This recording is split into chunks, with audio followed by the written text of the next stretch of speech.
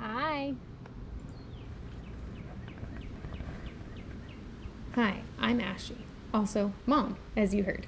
This is my first time ever trying my hand at urban sketching and my first time really sketching from life.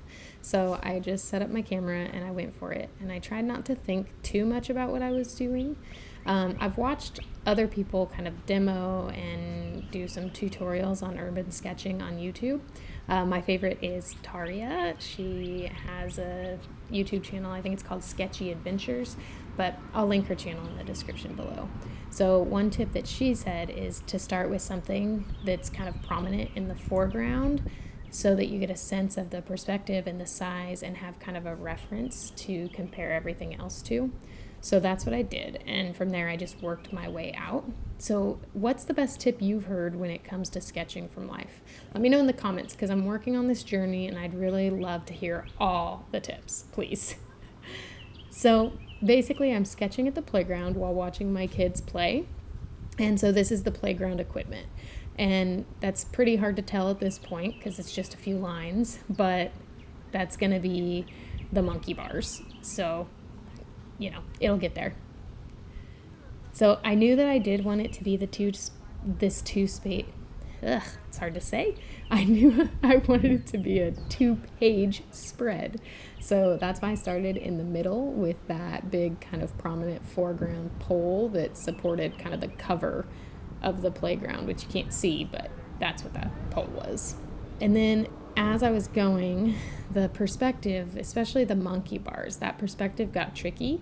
So I just did my best to look at my subject, get the spacing and the angles of the pole correct.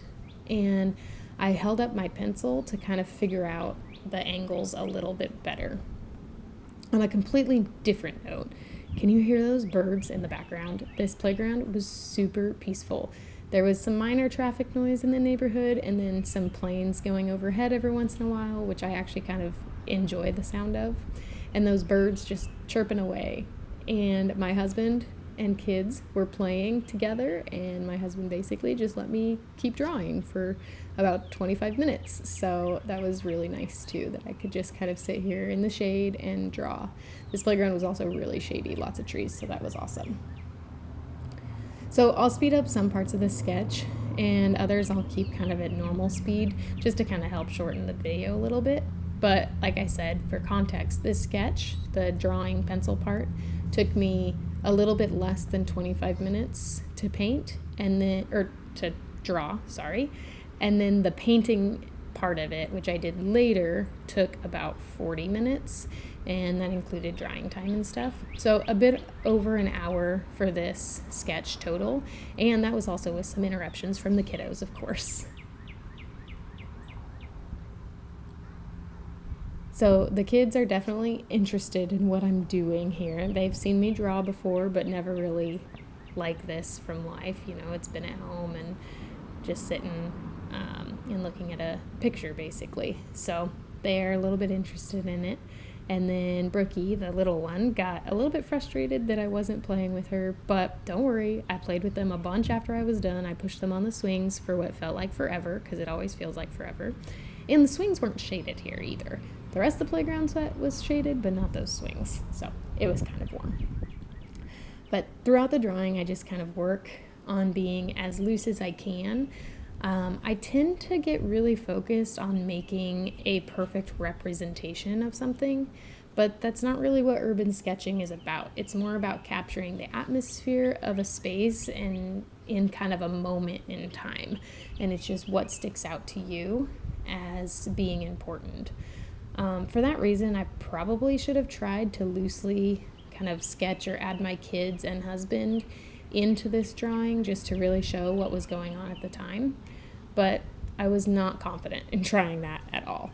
I mean, I've really just started drawing people from photographs, and that's challenging enough. So I really don't think I would be able to do it from life at this point while they're running around, moving.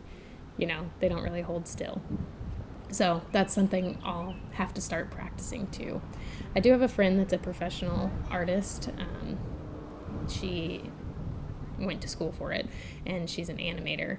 So she suggested a website, which I'll have to ask about again because I don't remember what it is, but it has basically like figure drawing practice, and the whole focus of it is drawing from life and getting faster and looser just to get kind of loose sketches that capture a gesture or a posture. So maybe I'll try that.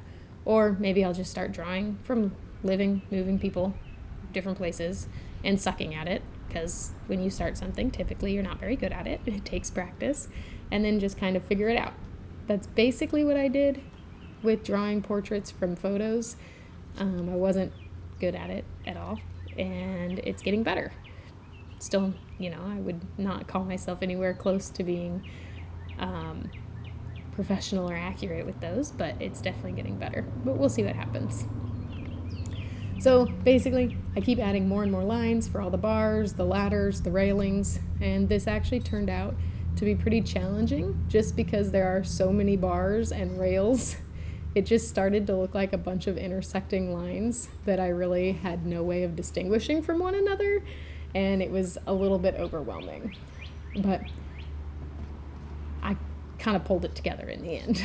So I did try to limit my use of the eraser while sketching just because I wanted to make it loose and draw with freedom, and just kind of like thinking about it as if I was drawing with ink directly, because that is what a lot of people do when they're urban sketching. But I was definitely afraid to just start and draw with ink. Again, this is my first time doing this, and I didn't really trust myself to get a good representation that I wanted. Maybe not accurate, but just something that I wanted.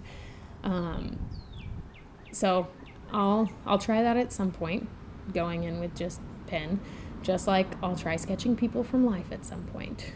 But I think I did pretty good for the most part about keeping the eraser out of it. Not perfect, but pretty good. When I got to this slide over here on the edge, I do feel like I relied on that eraser a lot more. That funky spiral slide was actually really hard to draw and get this perspective of. And I think the problem I was having with it was just that I was trying to draw what I felt like a slide should look like instead of just looking at the slide and drawing what I saw and just leaving it. Because sometimes things, because of the angle that you're at or whatever, just our brain interprets things interestingly. So sometimes things don't necessarily look like that, what you kind of picture them looking like in your brain. So I really just needed to focus on looking at the object and getting a loose representation of it, which I did better on other areas. The slide, not as good. So toward the end, I thicken up some of the lines of the key support beams just to define them a little bit more and make it easier to tell each thing from the other. And after that, I realized that I hadn't put the rails in along the suspension bridge, so I added those. And then I kind of went back over the areas behind the monkey bars and added in the platforms and the ladders that were in that area.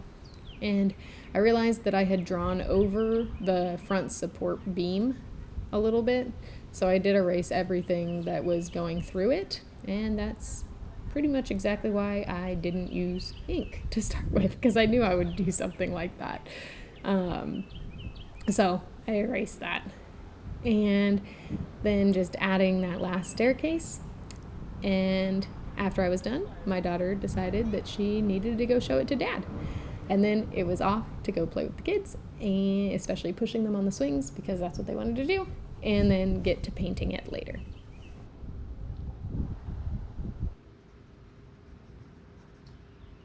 Okay, well, there's the playground. That's the playground. Let me go show it to Dad.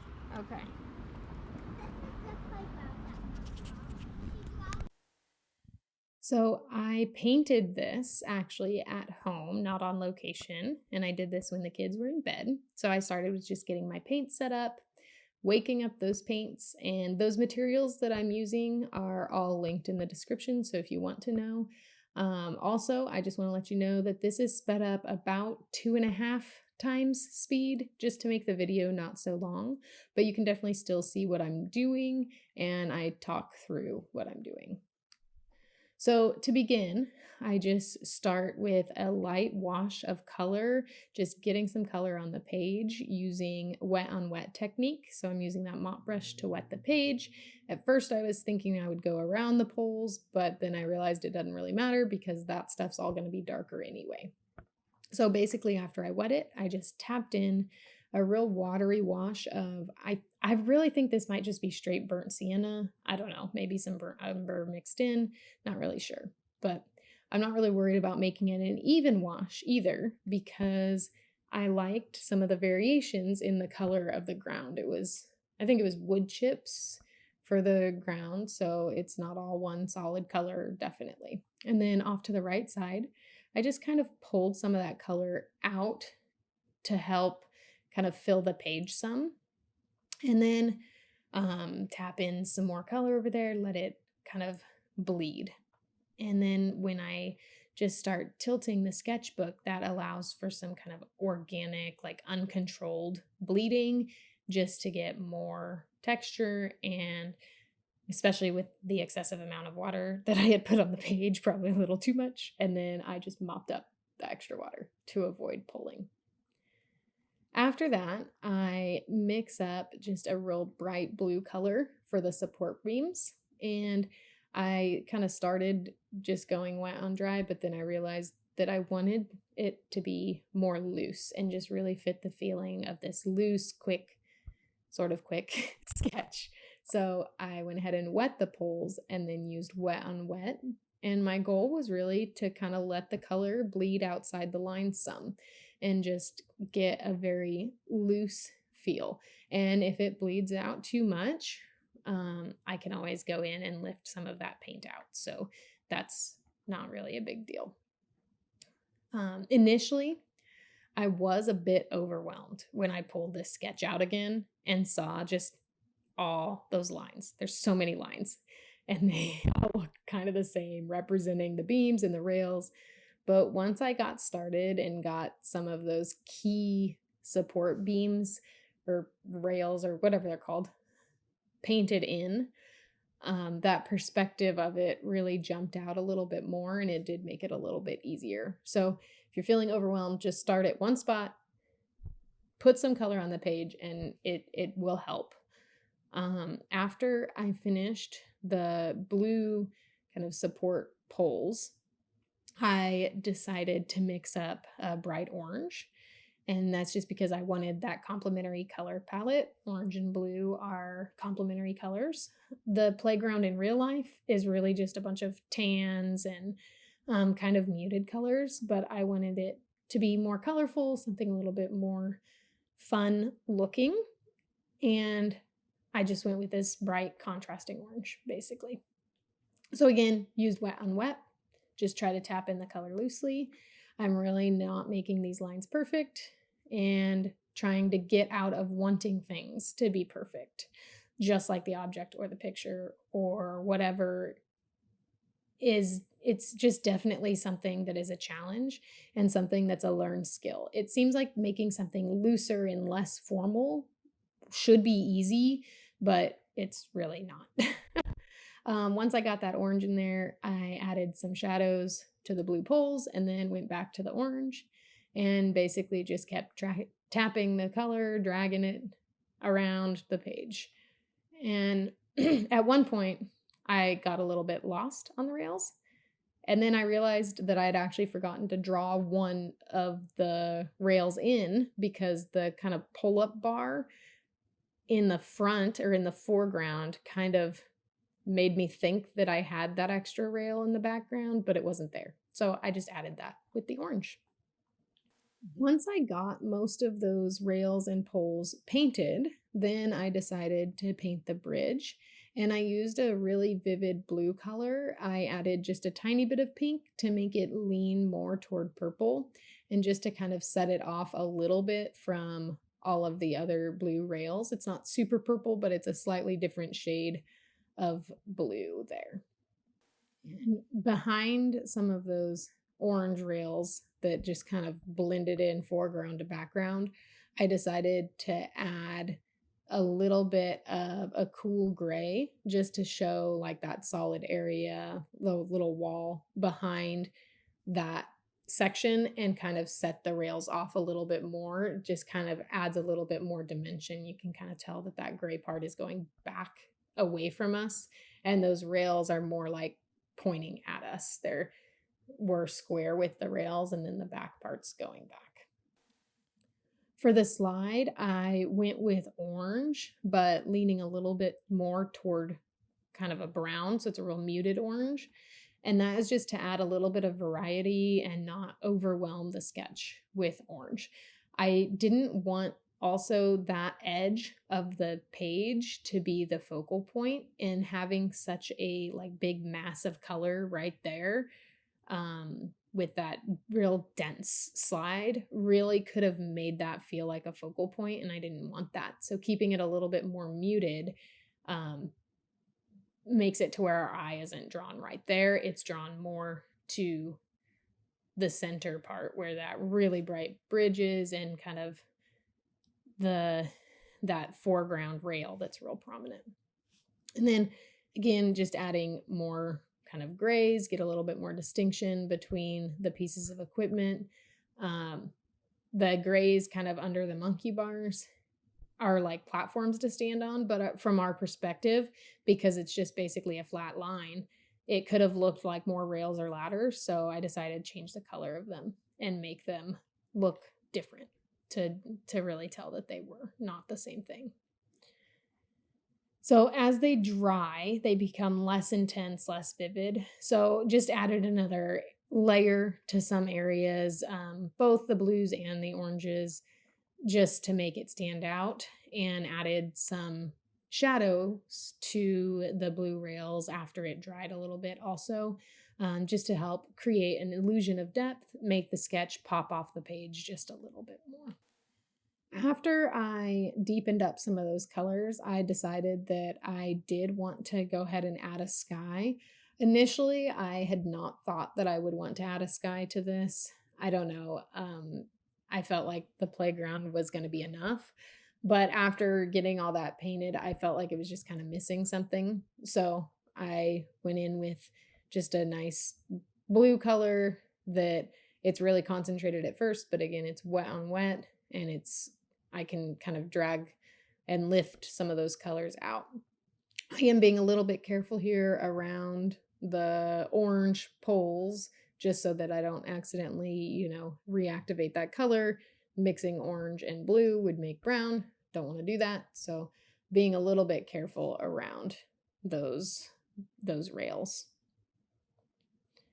And after I get that initial wash in and let it bleed a little bit, making sure to fill in kind of the nooks and crannies, I guess, then I kind of dab out a little bit of that paint with a paper towel, just to give it kind of a soft, subtle, cloudy look, and make that blue not overwhelm the blue that is in the picture. So I wanted that to be softer and less intense, and remembering also that as it dries, it's going to get less intense and fade out.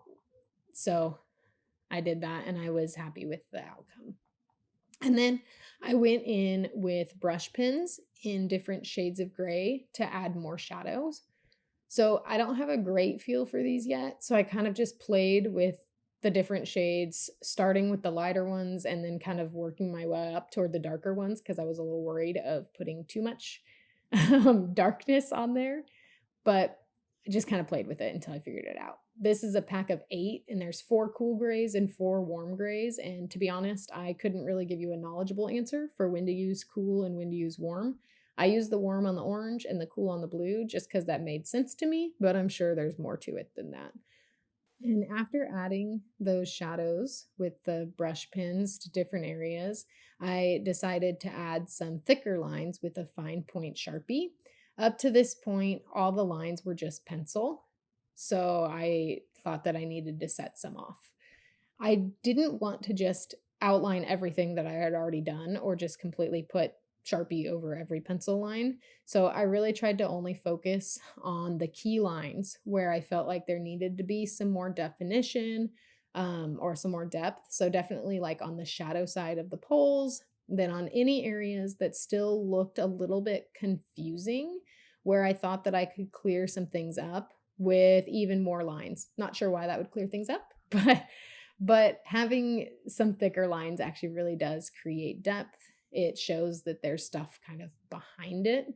It's almost like adding the shadows.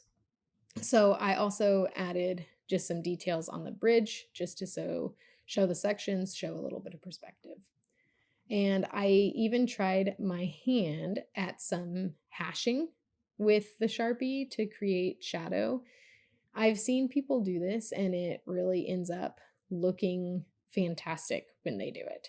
I'm not sure that I was so successful with my hashing, but I tried. So that's what this is kind of about, right? All right, so back in with the brush pens. And at this point now, I'm just going for it with the darkness. I find that I get actually less timid as I go on, and I'm not sure why. I feel like in my brain, it should be opposite because I should be kind of like afraid to mess something up after putting so much time into it. But I don't know. That's just not how I work, I guess. I think what really is happening is that I just get impatient with adding more and more layers, and I kind of just want to get it done. And so, for reference, this is the last 10 minutes in real time. And so, this is kind of the make it or break it time, basically. I could make it nice or I could ruin it. But also, that's really what the sketchbook is for. These aren't masterpieces that I'm going to frame and display somewhere. They're just for fun, mostly, learning, secondly, and I guess maybe like a keepsake just to capture a moment. And sketchbooks are where you should take risks. The worst that happens is that it just doesn't look good. And then you just turn the page, start something else, right? You don't have to even go back and look at it if you don't want to, or you can go back, learn from it, kind of figure out what you liked that you did, what you didn't like, what you might do differently next time. Even you can take notes on it. So, kind of for the final touches, I just add some shadows on the ground under the playset, just using the same color in a less watery form. So it's a little bit more pigmented.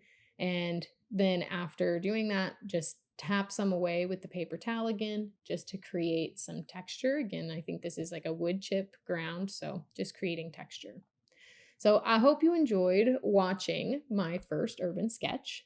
I did not do it entirely on location, obviously, but I did do the entire pencil sketch while I was there. And I'm really proud of how it turned out. I really, really liked the process of it. It was really fun. It was challenging.